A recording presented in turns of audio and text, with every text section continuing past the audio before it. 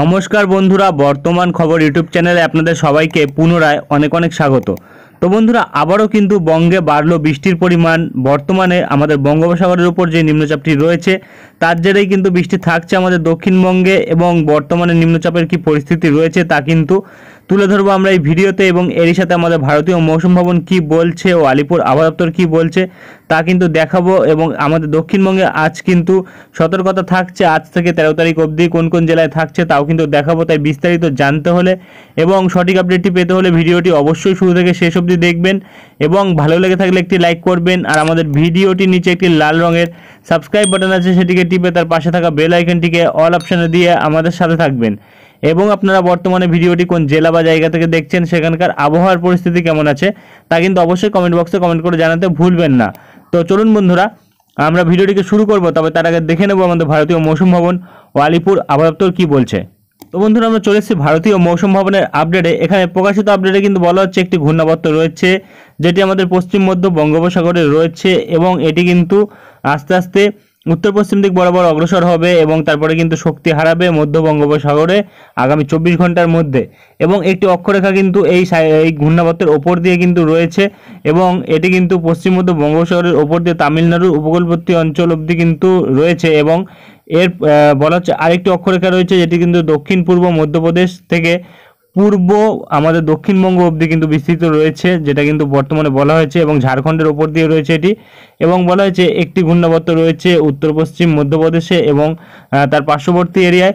এবং এই সিস্টেমগুলির প্রভাবে কিন্তু এখানে বলা হয়েছে যে বৃষ্টি থাকতে পারে, বিচ্ছিন্ন থেকে বিক্ষিপ্ত পরিমাণে বৃষ্টি, মাঝারি বৃষ্টি, বজ্রপাত, বজ্রঝড়, 40 থেকে 50 কিলোমিটার বেগে ঝোড়ো হাওয়া তামিলনাড়ু, পুদুচেরি, কারাইকাল, অন্ধ্রপ্রদেশ, ইয়ানাম এবং তারই সাথে কেরালা, মাহে এবং তারই সাথে তেলেঙ্গানা, কর্ণাটকা এবং তারই সাথে মধ্য ভারতবর্ষে 10 থেকে 11 তারিখ অর্থাৎ আজ ও আগামীকাল থাকবে বৃষ্টির সম্ভাবনা। এবং পূর্ব ও উত্তর পূর্ব ভারতবর্ষে থাকবে কিন্তু 10 থেকে 13 তারিখ অর্থাৎ আমাদের উড়িষ্যা এবং ঝাড়খণ্ড, তারই সাথে কিন্তু আমাদের পশ্চিমবঙ্গ, বিহার ও তারই সাথে আসাম, মেঘালয়, নাগাল্যান্ড, মণিপুর, মিজোরাম, ত্রিপুরা ও সিকিমে কিন্তু বৃষ্টি থাকবে 10 থেকে 13 তারিখ অবধি। এবং এখানে বলা হয়েছে বিচ্ছিন্নভাবে শিলাবৃষ্টির সম্ভাবনা থাকবে ঝাড়খণ্ডে 10 তারিখ অর্থাৎ আজ। এবং বলা হয়েছে ভারী বৃষ্টি থাকবে, যেটা বিহারে থাকবে, অরুণাচল প্রদেশে থাকবে 10 তারিখ অর্থাৎ আজ। আমাদের উত্তরবঙ্গ, সিকিম, আসাম, মেঘালয়তে থাকবে 10 ও 11 তারিখ অর্থাৎ আজও আগামীকাল। এবং এখানে কিন্তু বলা হয়েছে একটি পশ্চিমী ঝঞ্ঝা বর্তমানে কিন্তু অক্ষরেখার উপরে রয়েছে, এবং এর ফলে কিন্তু বৃষ্টি থাকবে আমাদের পশ্চিম রাজস্থান এবং তার আরও বিভিন্ন যেসব জায়গা থাকছে, জম্মু কাশ্মীর, লাদাখ, গিলগিত বালতিস্তান, মুজফ্ফরবাদ এবং তার সাথে হিমাচল প্রদেশ, উত্তরাখণ্ড এবং পশ্চিম রাজস্থান বিভিন্ন জায়গাতে বৃষ্টি থাকছে, যেটা কিন্তু 10 থেকে 12 তারিখ অবধি থাকার সম্ভাবনা রয়েছে। এবং তার সাথে 50 থেকে 60 কিলোমিটার বেগে ঝোড়ো হাওয়াও থাকতে পারে, কোনো কোনো জায়গায় 40 থেকে 50 কিলোমিটার বেগেও থাকতে পারে। এবং এখানে বলা হয়েছে তাপমাত্রা কিন্তু নেমে আসবে, যেটা কিন্তু 2 থেকে 4 ডিগ্রি আমাদের উত্তর পশ্চিম ভারতবর্ষে আগামী 3 দিনের মধ্যে, এবং তাপমাত্রা নেমে আসবে 2 থেকে 4 ডিগ্রি আমাদের পশ্চিম ভারতবর্ষে আগামী 4 দিনের মধ্যে। এবং এখানে বলা হয়েছে তাপপ্রবাহ থাকবে, যেটা কিন্তু রাজস্থানে থাকবে 10 এবং 14, 15 তারিখ। এবং এর সাথে কিন্তু বলা হয়েছে তাপপ্রবাহ থাকবে, যেটা থাকবে সৌরাষ্ট্র, কুচে 10 তারিখ, এবং পাঞ্জাব, হরিয়ানা, দিল্লিতে থাকবে 15 তারিখ। এবং তাপপ্রবাহ থাকবে মধ্যপ্রদেশে, গুজরাটে 10 তারিখ। এবং গরম গরম আবহাওয়া সম্পূর্ণ রাত্রি থাকবে, যেটা কিন্তু থাকবে আমাদের মধ্যপ্রদেশ এবং রাজস্থানে 10 তারিখ। এবং আর কিন্তু তেমন কিছু বলা হয়নি। এবং এখানে কিন্তু যেটা আমরা ফোরকাস্ট ম্যাপ দেখলে দেখতে পাচ্ছি, এখানে দেখা যাচ্ছে বিহারে কিন্তু আজ বজ্রবিদ্যুৎ সহ বৃষ্টির জন্য কমলা সতর্কতা থাকছে, ঝাড়খণ্ডে থাকছে, আমাদের দক্ষিণবঙ্গ ওড়িশাতে কিন্তু হলুদ সতর্কতা থাকছে, উত্তরবঙ্গে হলুদ সতর্কতা থাকছে, এবং এরই সাথে কিন্তু আসাম, মেঘালয়, নাগাল্যান্ড, মণিপুর, মিজোরাম, ত্রিপুরা এবং অরুণাচল প্রদেশ এসব জায়গাগুলিতেও কিন্তু হলুদ সতর্কতা থাকছে 10 তারিখ অর্থাৎ আজ। এবং এখানে কিন্তু দেখা যাচ্ছে 11 তারিখ অর্থাৎ আগামীকালও কিন্তু সতর্কতা থাকছে, তবে উড়িষ্যাতে কিন্তু থাকছে না।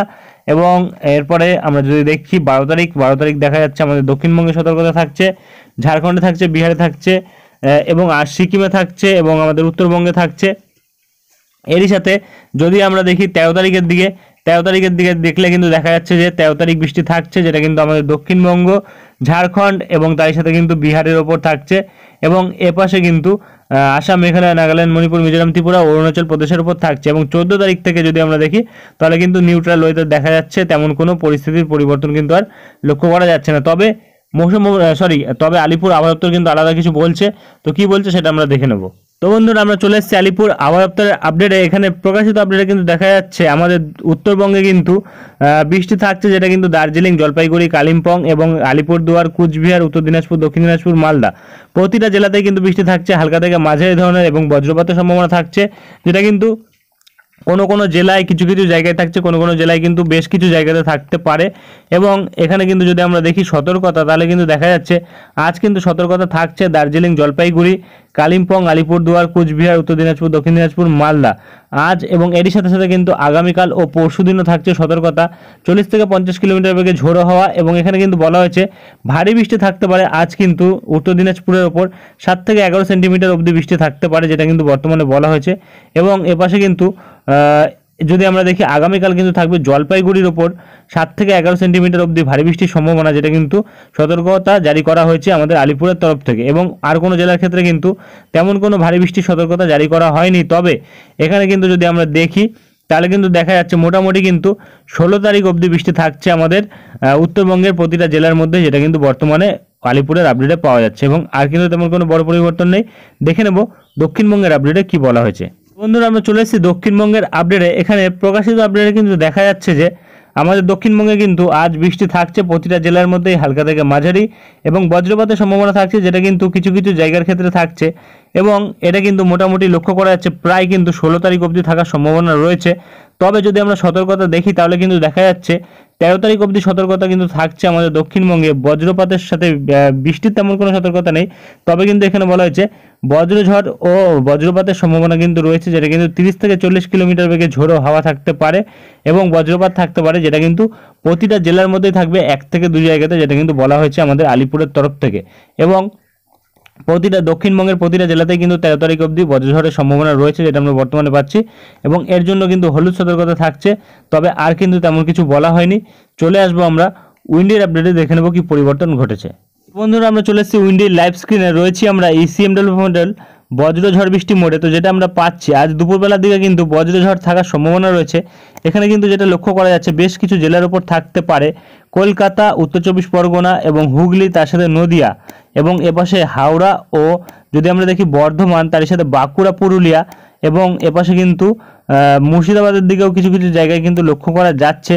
এবং ঝাড়গ্রামের দিকেও কিন্তু দেখা যাচ্ছে, মেদিনীপুরের দিকেও কিন্তু দেখা যাচ্ছে বজ্রঝড় থাকার সম্ভাবনা রয়েছে, যেটা আমরা বর্তমানে পাচ্ছি।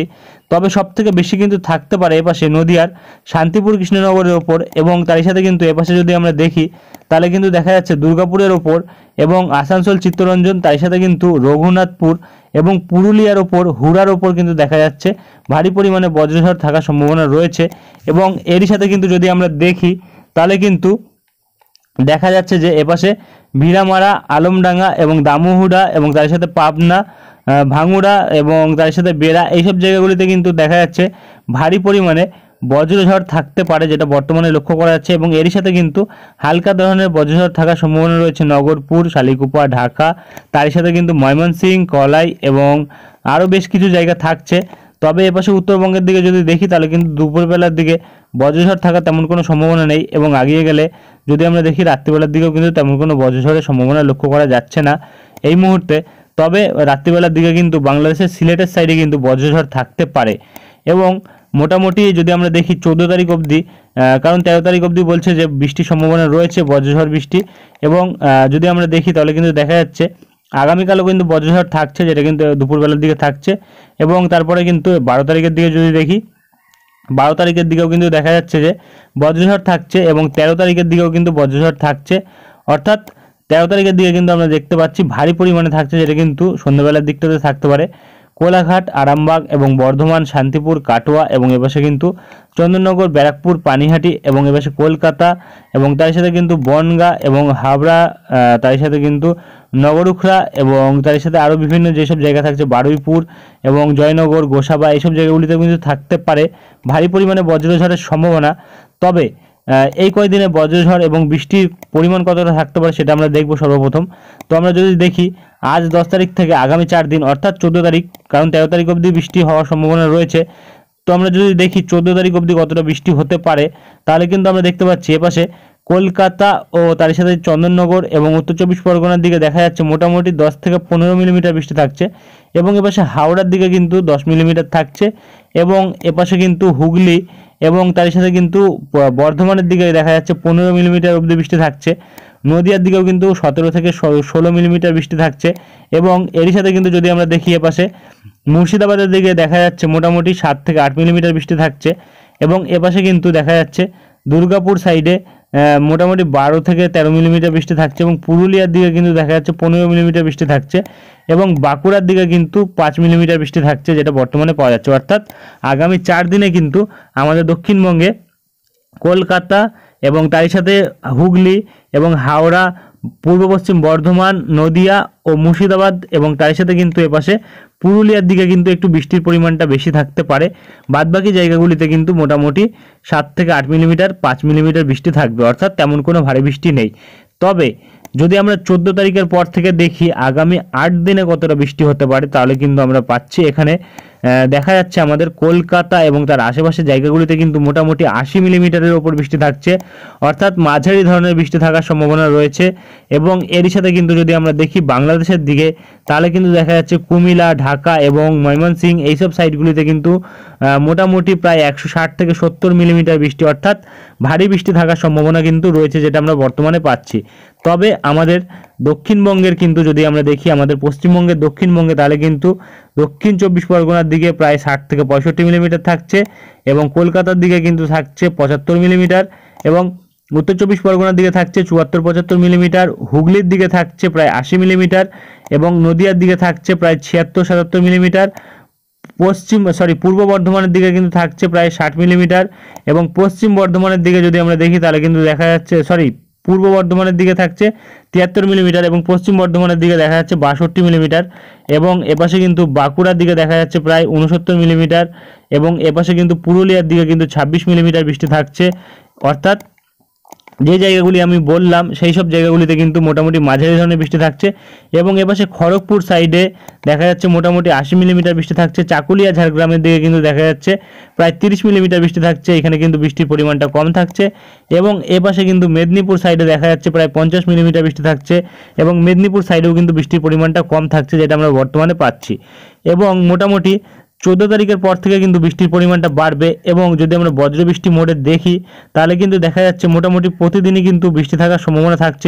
14 তারিখ থাকছে, 15 তারিখও থাকছে এবং 16 তারিখেও কিন্তু বৃষ্টি থাকছে, যেটা আমরা বর্তমানে পাচ্ছি। 17 তারিখেও কিন্তু বৃষ্টি থাকছে, যেটা বর্তমানে লক্ষ্য করা যাচ্ছে এবং 18 তারিখের দিকেও কিন্তু বৃষ্টি থাকার সম্ভাবনা রয়েছে, যেটা আমরা লক্ষ্য করতে পারছি এবং 19 তারিখের দিকেও কিন্তু বৃষ্টি থাকছে এবং 20 তারিখের দিকেও বৃষ্টি থাকছে এবং 21 তারিখের দিকেও দেখা যাচ্ছে যে বৃষ্টি কিন্তু থাকছে আমাদের দক্ষিণবঙ্গে দক্ষিণ 24 পরগনা, কলকাতা এবং উত্তর 24 পরগনা, নদিয়ার ওপর, যেটা বর্তমানে পাওয়া যাচ্ছে এবং 22 তারিখের দিকেও কিন্তু বৃষ্টি থাকছে, যেটা বর্তমানে লক্ষ্য করা যাচ্ছে। এবং এরই সাথে কিন্তু আমরা যদি দেখি 23 তারিখের দিকেও কিন্তু বৃষ্টি থাকছে এবং 24 তারিখের দিকেও বৃষ্টি থাকছে। তবে আজ কিন্তু সর্বোচ্চ তাপমাত্রা থাকছে প্রায় 35 ডিগ্রির কাছাকাছি, যেটা আমরা বর্তমানে পাচ্ছি।